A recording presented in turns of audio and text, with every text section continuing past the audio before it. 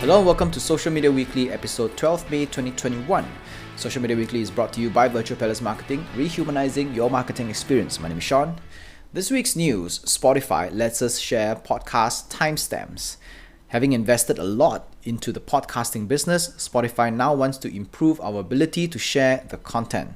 Unlike music that is usually listened from start to finish, a single podcast episode may contain various information that may or may not interest listeners' peers. People who want to comment or discuss a particular part of that episode can soon use Spotify's new sharing method to capture a timestamp instead of the whole episode. By turning this function on, you will be able to share the podcast episode from the timestamp where you pause that episode of podcast to Instagram, Facebook, Snapchat, Twitter, WhatsApp, SMS, and more. This is also a good feature for podcasters to market their content by sharing specific discussions that happen. Right now, like us, we had to cut parts of the episode down into bits and then share them separately, which is a lot of work. This new function will allow podcasters like us to share that timestamp, and listeners, after listening to that little mini topic within a timestamp, can continue to listen to the rest of the episode if they so choose. Podcasts have had a lot of trouble integrating with social media sharing for the longest time because podcasting is essentially an evolution of radio, whereas social media is very new. So social media is short, podcasting is a bit more long form. Until now, it seems that with Spotify's help, Spotify can actually connect the two and make things easier moving forward. Clubhouse finally launches Android app in the US. The world has been waiting for this a long time, and we still have to wait for it if we are not in the US. Clubhouse has finally finished building their Android app and finished beta testing it, and it's ready for use in the US. For the rest of the world, hopefully we don't have to wait very long. Twitter recently offered Clubhouse an acquisition amount of $4 billion, which the company turned down. Then the company took that opportunity to raise funds based on that same valuation. Coincidence? I did talk about this before. I don't think it's a coincidence, but yeah, it is what it is. Even with the newfound cash, Clubhouse may still find it difficult to secure its footing in the industry. Virtually every single social media and chat company has announced plans to build or include similar functions into their own apps. While the function itself may no longer be novel, I believe Clubhouse can still maintain its uniqueness as a specialist in this format. We don't call it a Facebook killer because it will not kill Facebook because it does not have the amount of stuff that Facebook has, but it can be another Snapchat. So Snapchat isn't bad. Snapchat has a niche. It does very well its own niche. It is specialized in stories. It doesn't try to do other things and try to be everyone else. And there are a lot of users out there who value this specialty, and Clubhouse can be that. And it is perfectly okay to be that. It is okay for every other platform to have stories like what Snapchat created, much like what Clubhouse will, give to the entire social media and chat world. But if Clubhouse plays it well, Clubhouse can be a very good Snapchat equivalent for audio social media. Instagram for Kids pushes ahead ever since Facebook's announcement of plans to build an Instagram for Kids, which they coined Kidstagram, which I will continue to call it Kidstagram, which is because it's shorter than Instagram for Kids. Many authorities asked for proper explanations, especially in the US and the EU. They asked for proper explanations on how Facebook would protect children from unwanted content and people. Topics that needed clarification included how Facebook would prevent predators posing as another child on their platform, harmful content that masks as children's videos, to quote failures from YouTube videos, YouTube for Kids, which had this big scandal where a lot of children's videos, which are not for children, kind of got into the YouTube for Kids channels because they are cartoonish, but they don't contain the cartoonish kind of content. So another one is exposing children to social media addiction and undue mental pressure and more. In Facebook's defense, they said that Messenger for Kids worked out well, which can set a similar platform, which says that they prove that they do have the formula to create a similar platform, formula for Instagram, for Kidstagram. Exposing kids to social media at an early age can also teach them how to better manage using these platforms, living with these platforms without succumbing to addiction. This is true as well, because if you teach a kid how to manage social media usage at a young age and balance it out at a very young age, it creates a habit. And when they know how to manage it from a very young age, the chances of them abusing it and getting addicted to it is a lot lower compared to us adults who pick it up at a very late stage, and we don't have adults to teach us what to do and what not to do and how to do it and everything, and we think we know what we're doing but actually we don't, kind of stuff. So the chances of us getting addicted is a lot higher. But none of these arguments matter because Instagram is already pushing ahead with building Kidstagram. Whether you like it or not, your children will demand to have their own account or risk being alienated by their peers. It is a very tough time to be a parent.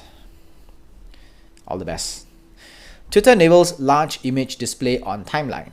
Twitter has been testing the ability to post images in full display for a few months now, and it's now ready for everyone on both iOS and Android. With this new format, taller images, like vertical ones, can be published without any crop, giving it a full view without clicking into the post. This could mean a lot for marketers because taller images will take up more screen real estate vertically from top to bottom, right? Which is a very good a very good trick to catch attention, because the more screen real estate you cover from top to bottom, the less distractions you have, and the less distractions you have, the more attention you catch. But there is a downside to this. Marketers have been taking advantage of Twitter's cropping of images for a while now. Images would have hidden sections. Let's say if you have a very tall image, they would crop it down to, let's say, close to square, because Twitter used to be able to only handle that screen ratio, and there are hidden sections that can only be revealed when someone taps to show the entire thing. With images fully shown without users tapping in, engagement rate of content would most probably drop, and marketers need to adjust to work with this as well. Twitter has been working to encourage users to move from using the platform as a text-only social media to also include visual and audio formats. They have recently enabled display of up to 4K resolution, 4K image resolution, to the joy of photographers all over the world. I think it is good that Twitter is focusing on photographers, because there isn't any mainstream big social media platform that does any that helps the photographers do any justice to their work, because you go on Facebook, upload a picture on Facebook, and everything gets degraded. And Instagram, everything gets degraded as well. So it's good that Twitter gets to preserve the quality as much as possible of the images that the photographers have.